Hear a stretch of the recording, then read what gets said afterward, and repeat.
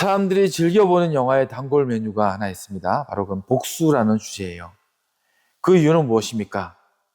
누구나 원수를 갚는 일, 그 마음의 원한을 풀어내는 순간에 통쾌한 감정이 들기 때문일 것입니다. 이렇게 인간의 가장 큰 즐거움이 내 원한이 해결되는 순간에 있다는 것은 무슨 뜻입니까? 그 모든 사람들의 마음에 원한이 존재하는 증거일 것입니다. 그리고 이 일은 인류의 오랜 역사 가운데 끝없는 갈등과 난제로서 존재하고 있어요. 그러면 성경은 이 원한과 원수의 문제를 어떻게 기록하고 또 어떻게 해결해야 하는지를 말하고 있을까요? 사람이 그 원수를 갚는 것에 관련된 기록은 구약에서 동태복수법이라고 존재하고 있어요. 그게 무슨 뜻입니까? 동태복수법이란 원시 사회나 고대 사회에 적용되던 형벌의 원칙으로 피해자에게 입힌 상해 또는 손해를 가해자에게 정확히 그대로 보복하는 것을 말합니다. 이는 신체 상해의 경우가 가장 흔한 경우였는데, 즉 가해자가 피해자의 눈을 상하게 했다면 가해자도 피해자가 당한 눈의 상처만큼의 형벌을 받는 것이고, 레위기 24장 17절 말씀에 사람을 쳐 죽인 자는 반드시 죽일 것이요 짐승을 쳐 죽인 자는 짐승으로 짐승을 갚을 것이며, 사람이 만일 그의 이웃에게 상해를 입혔으면 그가 행한 대로 그에게 행할 것이니, 상처에는 상처로 눈에는 눈으로 이에는 이로 갚을지라. 남에게 상해를 입힌 그대로 그에게 그렇게 할 것이며. 자, 이 말씀 그대로가 바로 그 법을 말해요. 이렇듯 동태복수법은 그 이전 사회에 적용되었던 이 피해 보복 원칙, 다시 말해서 살인 행위에 의해 희생된 자가 속한 가문이나 혈연이 살인 행위를 한 사람이나 그 가문의 또 가문이나 혈연에게 처벌을 가하는 것이 발전되어진 형태가 되었는데, 시대를 지나면서 조금씩 바뀌긴 했어요. 어떻게 합니까? 사회가 발전해 가면서 금전적 보상이나 다른 감옥에 가두든지 다른 형벌을 주든지 하는 식으로 대체되어 온 것이지, 결국 거기서 기인한 것이 맞죠. 자, 네가 받은 것만큼, 준 것만큼 돌려주라 하는 것이 형벌의 원칙이었어요. 그런데 이러한 구약 시대의 규칙이 예수님이 이 땅에 오신 이후에는 어떻게 또 전해지고 있습니까? 마태복음 5장 38절 이 말씀에 또 눈은 눈으로 이는 이로 갚으라 하였다는 것을 너희가 들었으나 나는 너희에게 이르노니 악한 자를 대적하지 말라. 누구든지 내 오른뺨을 치거든 왼뺨도 들어대며. 이렇게 말씀을 시작하신 예수님은 결국 그 말씀을 어디까지 이루게 하십니까? 마태복음 5장 43절 말씀에 또 내 이웃을 사랑하고 내 원수를 미워하라 하였다는 것을 너희가 들었으나 나는 너희에게 이르노니 너희 원수를 사랑하며 너희를 박해하는 자를 위하여 기도하라. 자, 여기까지 말씀을 이끌어 가십니다. 이렇게 예수님은 율법을 완성케 하는 복음을 통해서 이 동태복수법이라는 원칙을 원수 사랑법으로 완전히 대치시켜서 말씀하고 있어요. 바로 여기에서 우리는 먼저 성경에서 말하는 원수의 의미부터 이해하는 것이 필요할 것입니다. 구약의 율법에서 말하고 있는 원수의 의미는 하나님의 성품과 하나님의 의에 반대되어지는 이방인들의 가증스러운 행위를 가리킨다고 할 수 있어요. 자, 그런데 문제는 무엇입니까? 예수님이 이 땅에 오신 그 당시 시대의 유대인들은 모든 혈통적 이방인들을 원수로 취급했어요.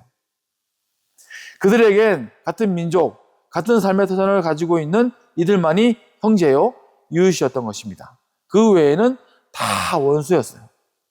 그들의 그런 이해와 판단이 분명히 잘못된 사실이란 증거는 무엇입니까? 그들이 그렇게 존경하는 다윗의 족보 안에는 어여시 기록되어져 있는 이방 혈통의 주상들이 있었어요. 또 하나님은 그 어떤 이방의 사람이라도 당신을 경외하며 돌아온 사람들에게는 어김없이 긍휼을 베푸셨다는 기록들이 있습니다. 자, 맞지 않아요. 이방인들이 다 원수라는 것은 맞지 않는 원칙인 것입니다. 그러한 측면에서 보면 성경이 말하는 원수는 두 가지의 의미로 존재하고 있음을 우리는 깨닫게 돼요. 앞에서 말한 것처럼 먼저 하나님의 성품을 대적하는 이방인들의 가증스러운 행위가 우리가 결코 타협하여 받아들일 수 없는 원수일 것이며, 다음으로는 내 감정과 이해, 그리고 내 욕심과 미움의 이유로 배척하는 원한의 대상인 나의 원수가 있다는 거예요.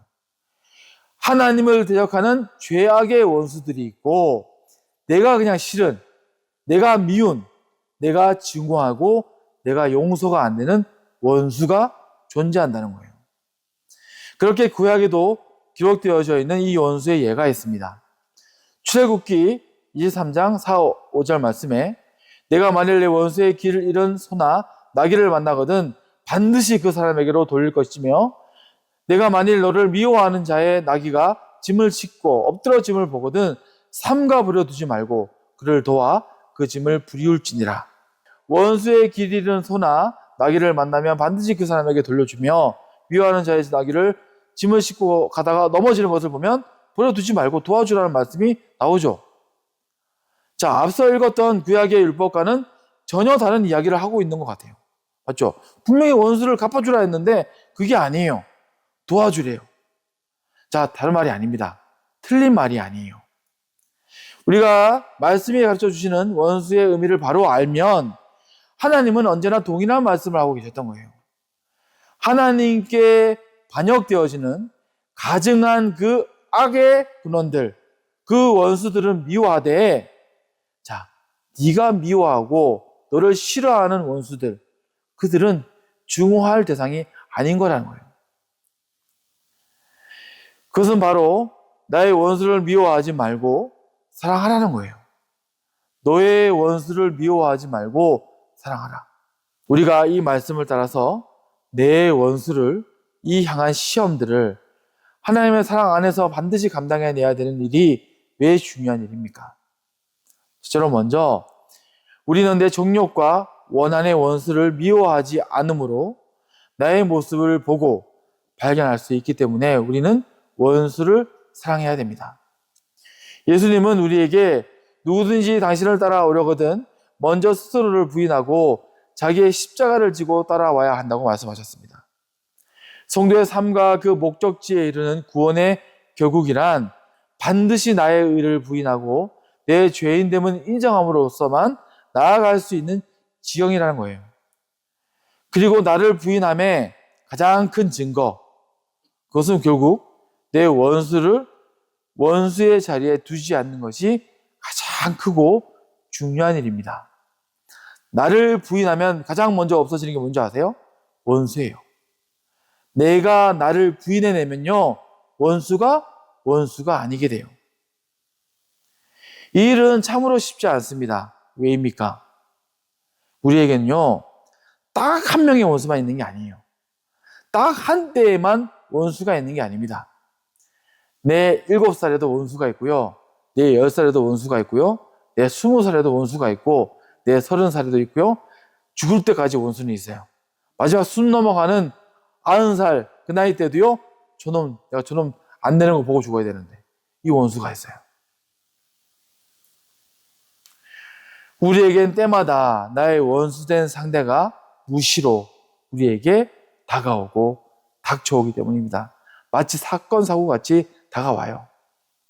그래서 성도의 걸음에는 날마다 나를 돌아보고 부인할 수 있는 바울의 고백, 날마다 나를 죽이는 그 은혜의 고백이 또 필요한 것입니다.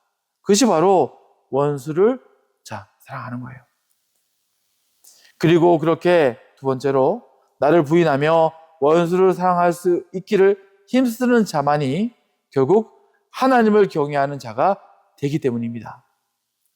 우리가 원수를 미워하지 않기 위해 나를 부인하고 그 사랑에 몸부림치며 씨름할 때에 우리는 깨닫게 돼요.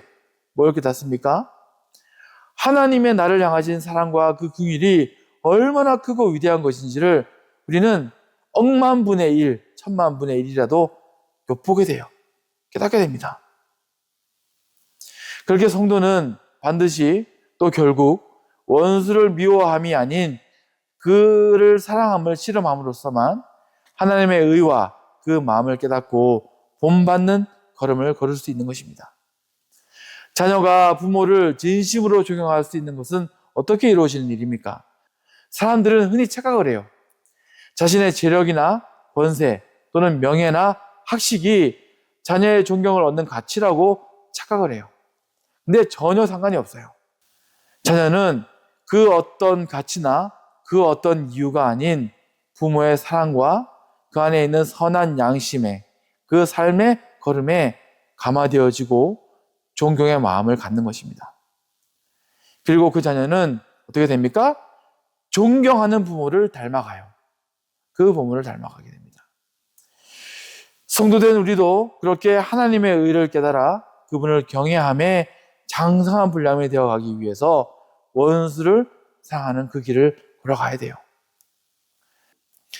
그리고 우리가 원수를 미워하지 않고 사랑함이 결국 생명을 살리는 일을 동력하게 됨을 깨달아야 됩니다. 하나님은 당신의 선지자 요나를 택하여 부르시고 니느웨에 이뤄진 당신의 자녀들을 살리고자 했습니다. 하지만 요나는 마지막까지 하나님의 긍휼로 그들을 사랑하지 못했고 하나님은 그 사실 때문에 너무나 아파하셨어요. 요나는 결국 하나님이 아닌 자신의 이유로 자신의 원수를 용서하지 못했고 사랑하지 못했으며 하나님의 사랑을 온전히 실현하지 못했던 것입니다. 우리가 정욕과 이기심의 원수를 꺾고 사랑할 수만 있다면요, 우리는 결국 생명을 살리는 하나님의 일을 동력하는 일꾼이 될 수 있는 거예요. 요나가 그 일만 할 수 있었으면 하나님의 그 사역을 온전히 동력하는 일꾼이 되었을 것이기 때문에 우리도 마찬가지입니다. 내 안에 있는 원수를 부인하고 없이 하고 그를 사랑하기를 씨름할 때 하나님의 그 사역을 우리는 동력하는 것입니다. 그리고 우리가 원수를 하나님의 뜻과 그 시간 안에서 사랑하면 하나님의 참된 공의를 실현하는 삶을 살아가는 것이기에 우리는 원수를 사랑해야 됩니다. 오늘 말씀의 19절, 20절 말씀에 내 사랑하는 자들아 너희가 친히 원수를 갚지 말고 하나님의 진노하심에 맡기라 기록되었을 때 원수 갚는 것이 내게 있으니 내가 갚으리라고 주께서 말씀하시니라. 내 원수가 줄이거든 먹이고 목마르거든 마시게 하라. 그리함으로 내가 숯불을 거머리에 쌓아 놓으리라. 하나님을 대적하는 진짜 원수, 그 죄와 악을 향한 하나님의 진노와 심판은 결국 언젠가 반드시 하나님의 때와 방법을 통하여서 실현될 것입니다. 하나님의 심판은 반드시 내려져요. 그 죄와 악을 향하여서. 다만 우리가 원수 갚는 일에 내 종력과 내 정의로 달려들어 버리면요, 하나님의 참된 공의가 실현되어지는 그 하나님의 일은 더 멀리 돌아갈 수밖에 없는 것이고, 더 안타까운 것은 무엇입니까?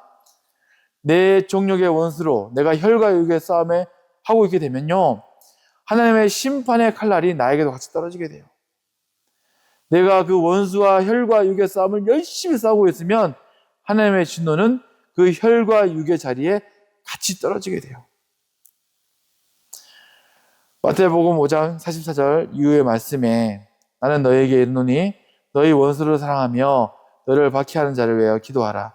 이같이 한즉 하늘에 계신 너희 아버지의 아들이 되리니 이는 하나님이 그 해를 악인과 선인에게 비추시며 비를 이로운 자와 불의한 자에게 내려주심이라. 너희가 너희를 사랑하는 자를 사랑하면 무슨 상이 있으리요? 세리도 이같이 아니하느냐? 또 너희가 너희 형제만 무난하면 남보다 더하는 것이 무엇이냐? 이방인들도 이같이 아니하느냐? 그러므로 하늘에 계신 너희 아버지의 온전하심과 같이 너희도 온전하라.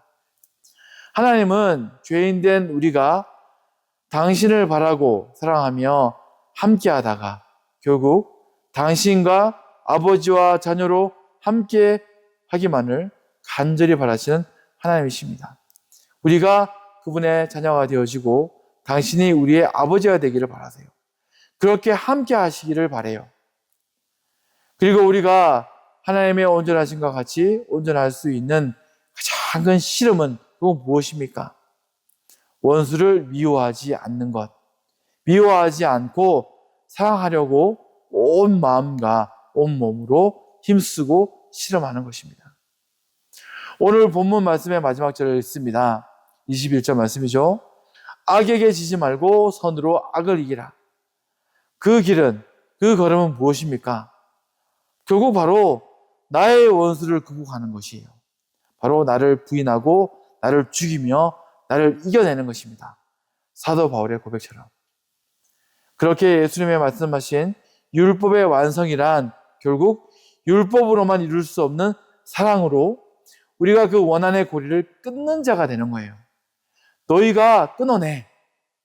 그 율법으로 이룰 수 없는 그 일, 그 원한의 고리, 그 죄의 고리를 끊어.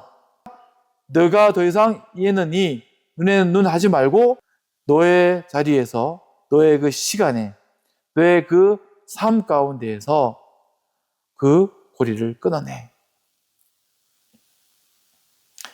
그렇게 우리는 그 길을 걸어가는 것만이, 원수를 미워하지 아니하고 사랑하는 그 길을 걸어가야지만이 이 고리를 끊을 수 있어요.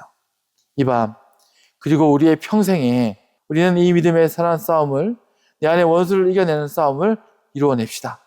그 싸움을 싸워내고 이겨내는 길만이 우리가 성도로서, 하나님의 자녀로서 결국에 설 수 있는 은혜이며 승리의 길인 줄 믿고 이번에 우리 모두가 승리하기를 바라며 말씀 마치겠습니다.